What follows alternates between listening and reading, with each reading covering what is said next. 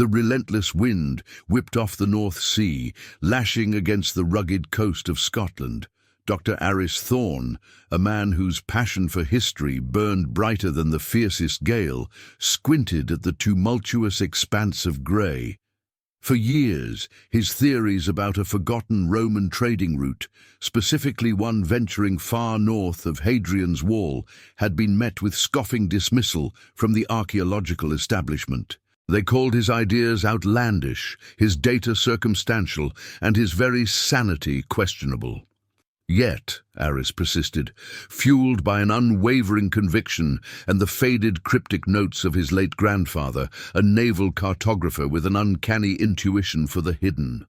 Today, however, was different. After months of painstaking research, cross-referencing ancient texts with geological surveys and obscure maritime records, Aris had a lead, not a theory, but a precise location. A whispered legend among local fishermen spoke of a stone heart on the seabed, a massive, anomalous rock formation that had snagged nets for generations.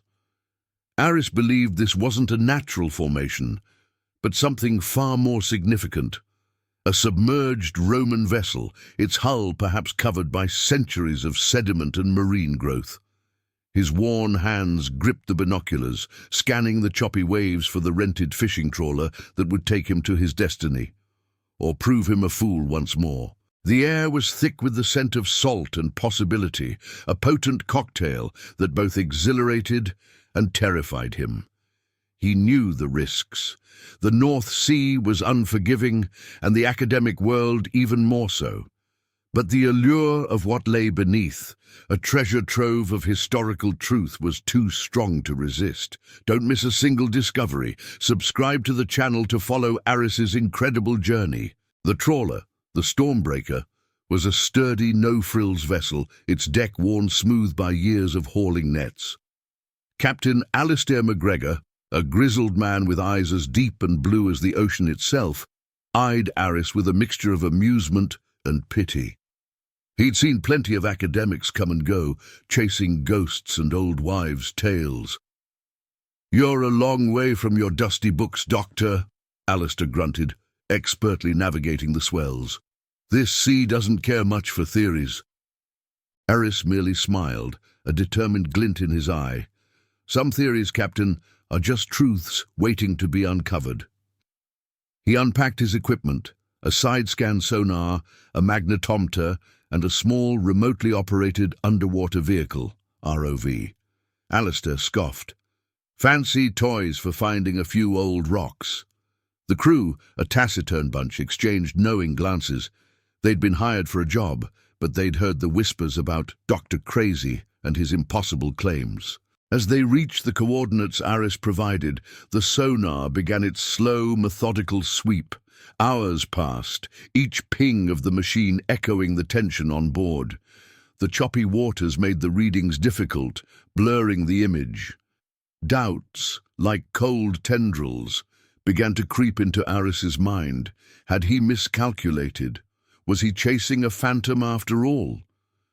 Just as despair threatened to set in, a distinct, elongated anomaly appeared on the screen, unlike anything natural.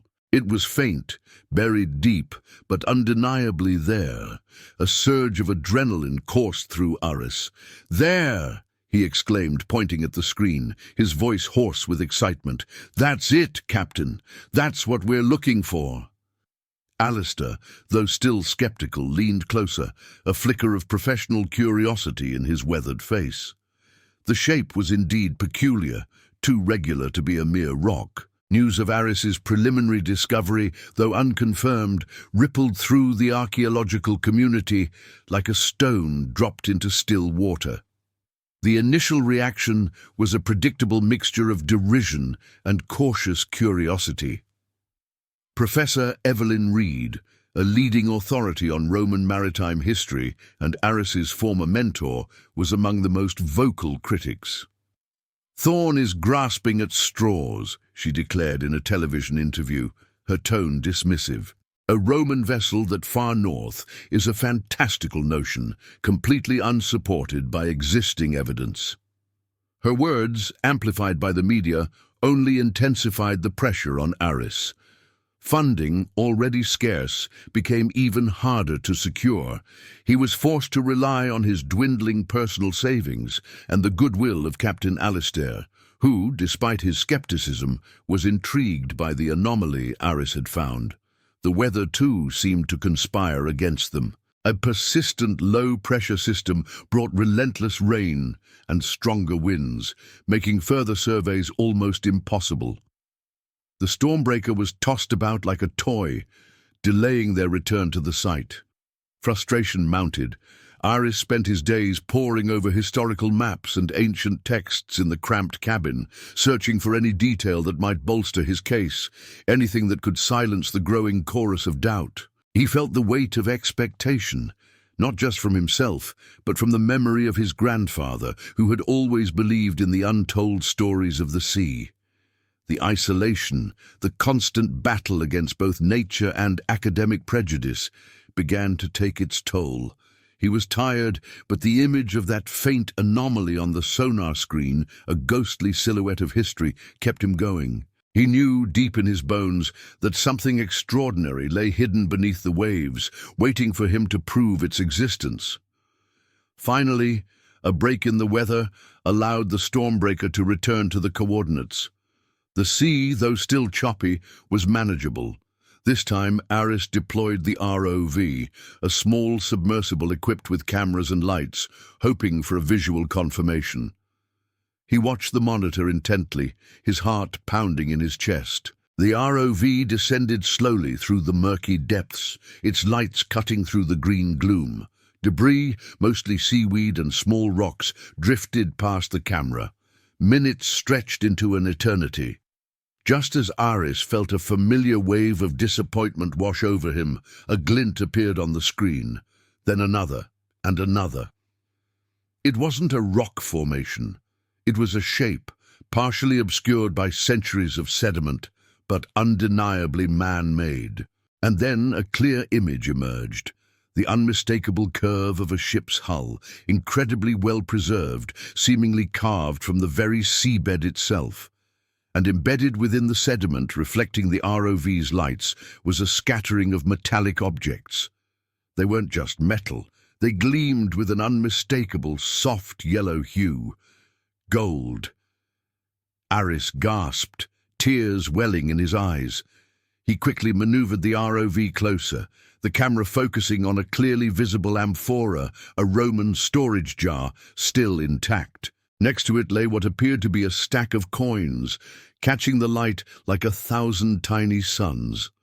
This wasn't just a ship, it was a treasure ship, a Roman treasure ship, far north of any known Roman outpost, filled with unimaginable riches and a story that would rewrite history. Alistair, who had been watching over Aris's shoulder, let out a low whistle. "Well, I'll be damned," he muttered, his skepticism finally shattered. "You actually found it, Doctor. You actually found it."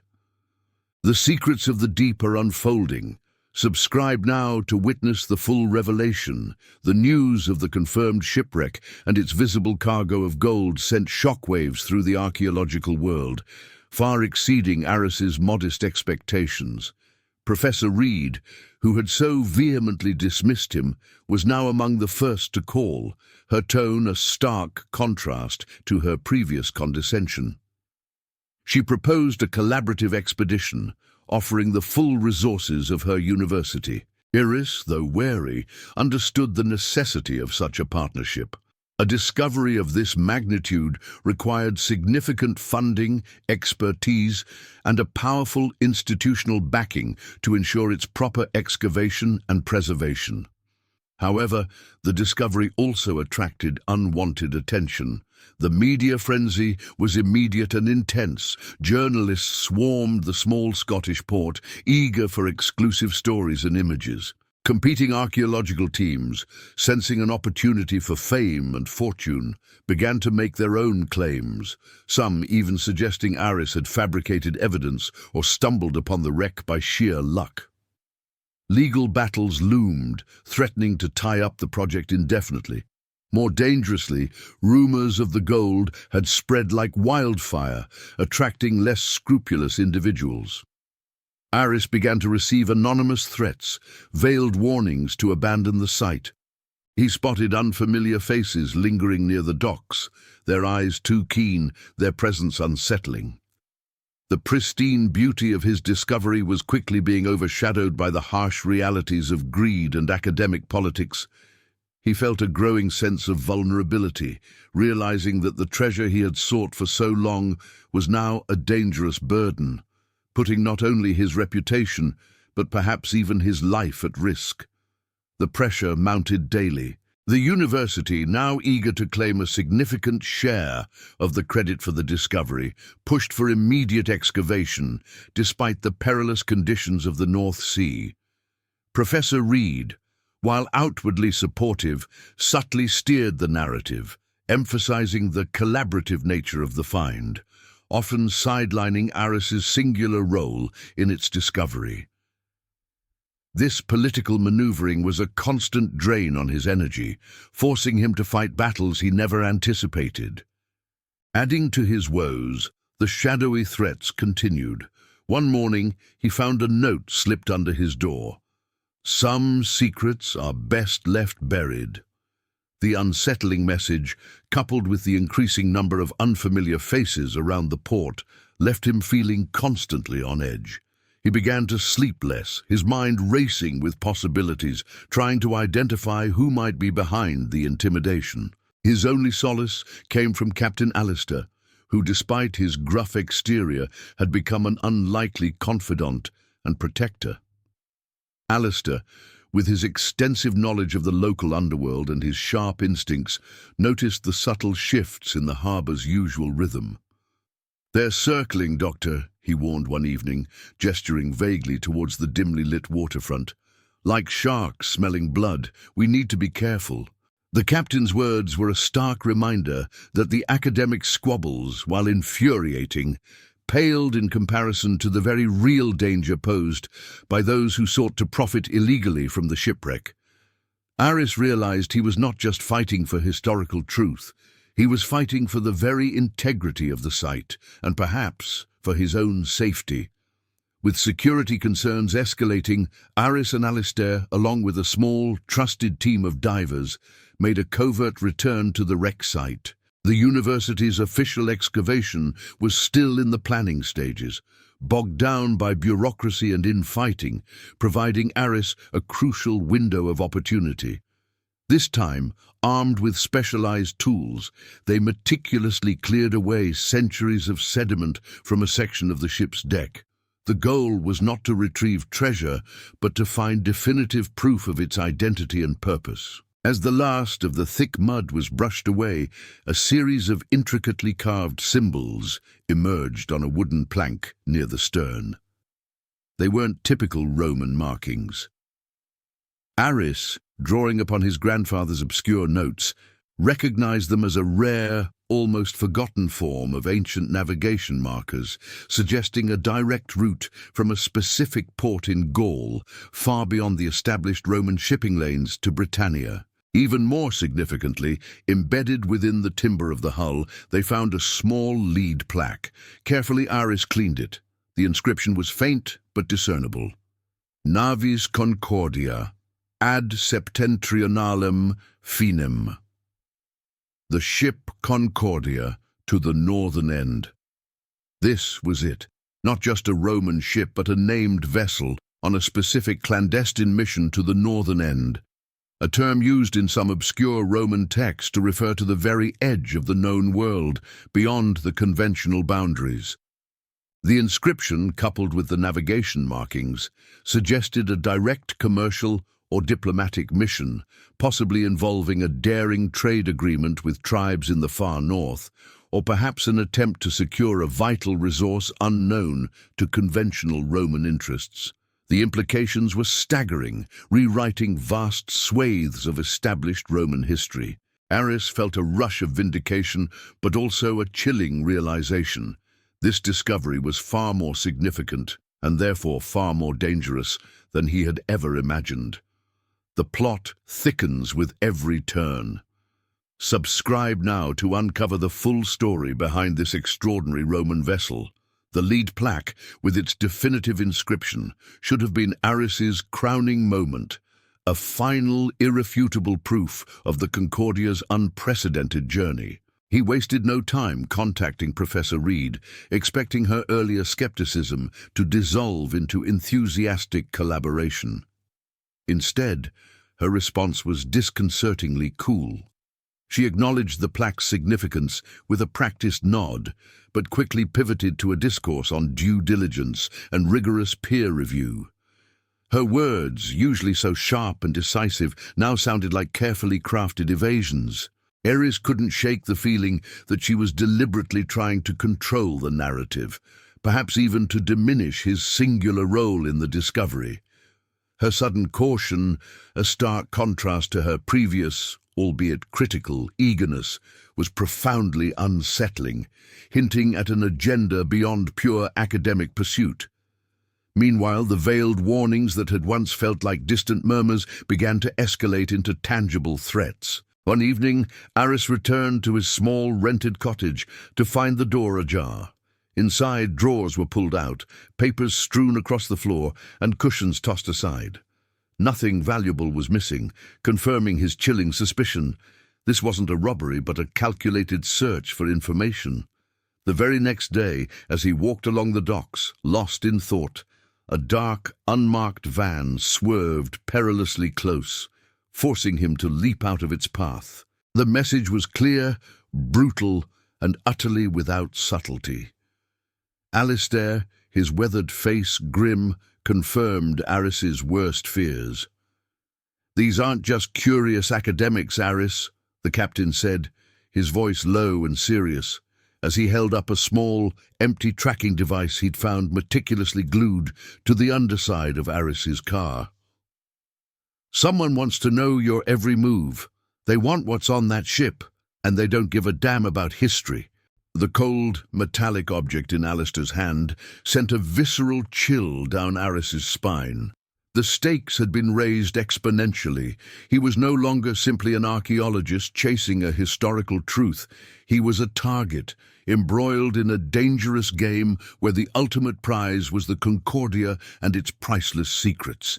His lifelong dream of uncovering the past had twisted into a desperate, perilous struggle for survival against unseen, ruthless forces. Realizing the escalating danger and his inability to confront it alone, Aris knew he needed help. He cautiously sought out Detective Inspector Fiona Campbell, a no-nonsense officer from the local police force, whose reputation for quiet competence preceded her. He laid out the entire harrowing story, from the faded annotations in his grandfather's journals to the recent ransacking of his home and the chilling discovery of the tracking device. Campbell, initially, listened with the polite skepticism of an officer accustomed to the eccentricities of the Scottish Highlands. A Roman treasure ship attracting modern-day criminals was certainly a novel development in her jurisdiction. But as Aris meticulously presented the physical evidence, the enigmatic notes, the undeniable photographs of the plaque, the unsettling messages, and finally, the tracking device, her professional demeanor shifted. The sheer detail of his account, coupled with the clear, escalating pattern of harassment, resonated with her sharp instincts. "This goes beyond petty theft, Dr. Thorne," she stated, her voice firm and resolute. "This looks like organized crime, possibly international. They're after something big."